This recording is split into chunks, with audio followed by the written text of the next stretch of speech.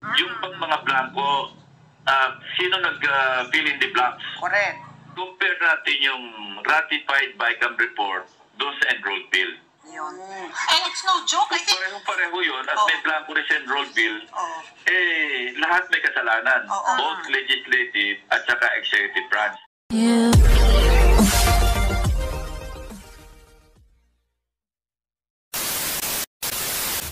Former Senator Ping Lacson umalma na rin at kinumpirma na totoo ang anomalya sa bicameral report.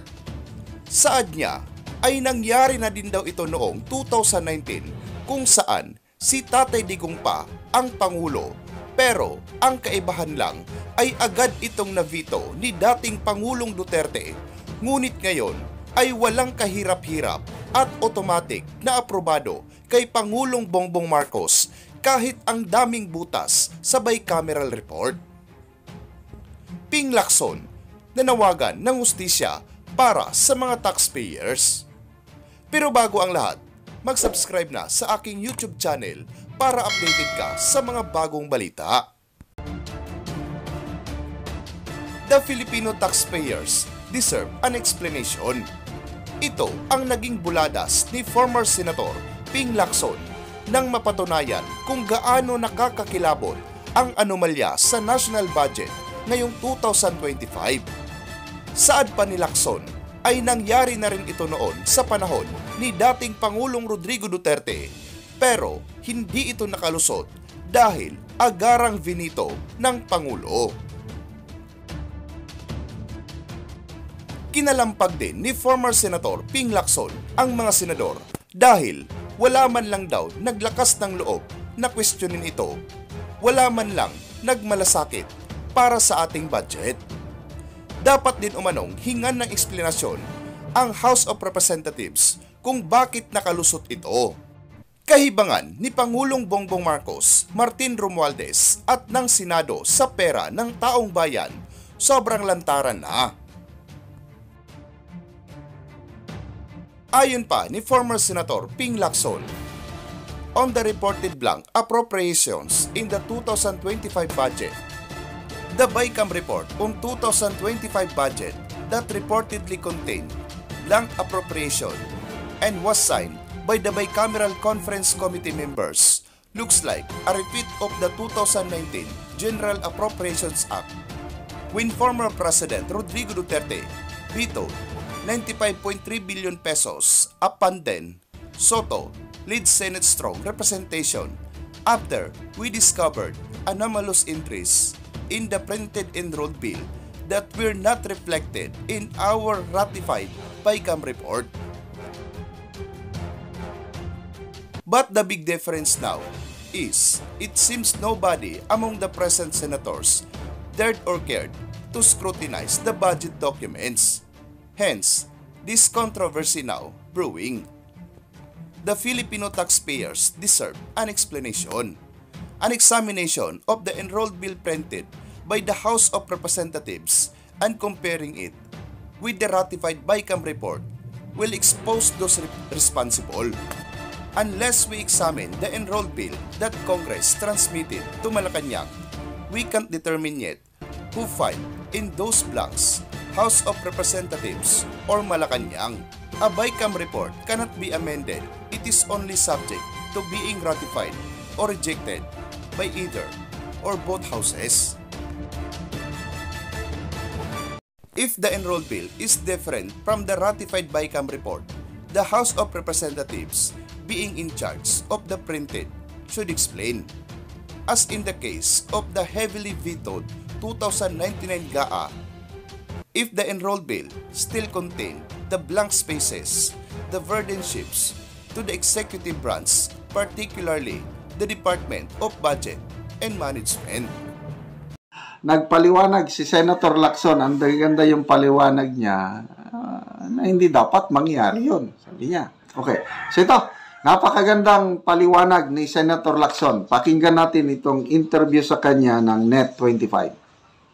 Bakit yung BICAM report na yan na linalabas, yung several, I think about 10 pages, na may mga items na blanco yung amount, pero pirmado, how can it be possible to affix your signature on pages na blanco yung alokasyon kung magkano? Yun ang unang-unang anomalya o controversy. Kasi pag pumirma ka ng BICAM report, kasi alam niyo yung BICAM report, subject to ratification, hindi pa final document yun. Correct. Although, pagdating sa plenary ng both houses, at ira-ratify, hindi pwedeng amyendahan na yung BICAM report. It is only subject to rejection or ratification. Hindi nangyayari yung eto na yung BICAM report, magkakaroon pa ng debate pa sa, of course, pwede mangyari yun, bago mag-ratify, pwede may tumayo at mag-question. Ang mangyayari doon, i-reconstitute yung BICAM, ibabalik sa BICAM yung report, yung committee report, para pag-aralan muli. Pwede sana nangyari yon dahil kung nakita ng ilang senador at na-question nila sa floor bago magbotohan sa ratification na may mga blanco, valid yung ground para ibalik uli sa BICAM, mag-reconstitute yung BICAM at hindi ratify muna. Maski ma-delay yung pagpapasa ng budget at abutin pa ng Enero para magkaroon ng ilang panahon na magkaroon ng reenacted budget, mas mahalaga yun, mas mahalagang makorek yung mga mali kasi hindi pwedeng merong blanco. Noong 2018, natatandaan ko, para sa 2019 budget, meron din ganyan nangyari. Pero iba naman yung, parang deja vu nga ito nung malaman ko tutukol sa mga blanco. Kasi ang nangyari noon, nag-ratify kami, nag-ratify yung House sa ilalim ng ni Speaker GMA pa ito noon. Napansin namin ng mga staff ko, teka muna, parang magkaiba yung na-ratify namin sa Senado, na yung ganon din ang na-ratify na parang faithful reproduction yan ng BICAM report, yung enrolled bill.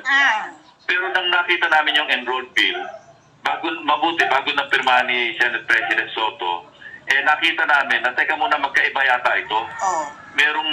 Merong parang namamasyal na 75 billion pesos worth of different projects na nasama sa enrolled bill na hindi kasama sa ratified version o ratified BICAM report. So, kinurso namin ito. Pinagbigay alam namin kagad sa Malacanang. Okay. And si Pangulong Duterte, through ES Bingo Medialdea, kinausap namin, nag-usap-usap muna kami. Ang maganda nun, nagkakausap kami ng majority sa minority.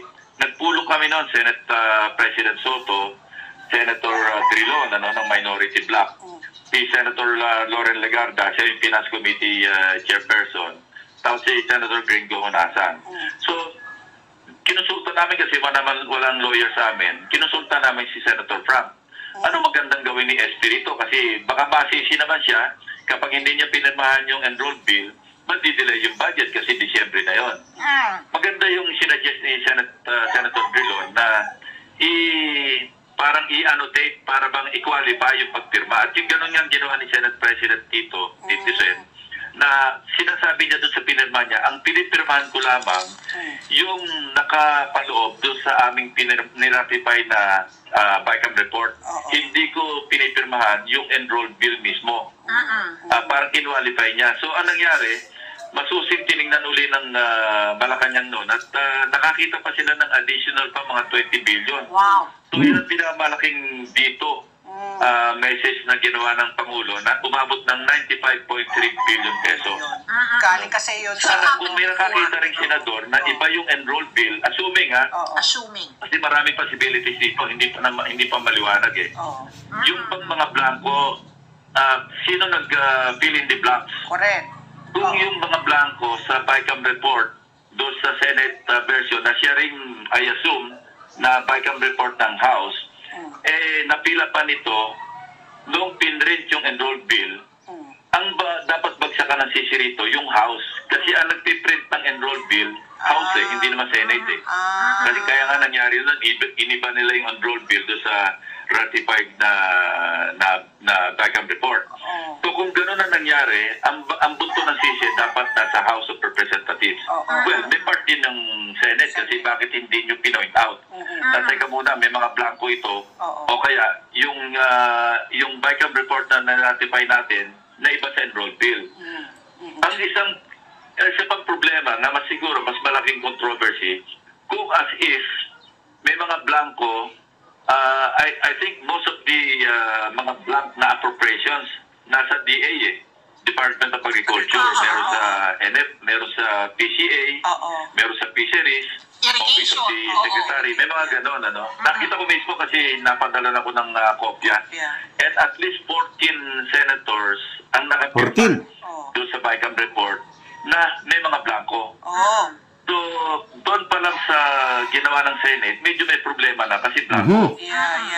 Kung ang balikan ko yung kung ang pag-fill up ng mga blanco ay nangyari sa pag-enroll ng doon sa enroll bill, ang kasalanan nasa House. Pero kung naipasa yung enroll bill na i-transmit sa malaki. Inalmahan na nga ng mga batikang politisyan ang naging pambubudol sa pera ng mga taxpayers. Mag-comment lamang sa baba at maraming salamat sa panonood.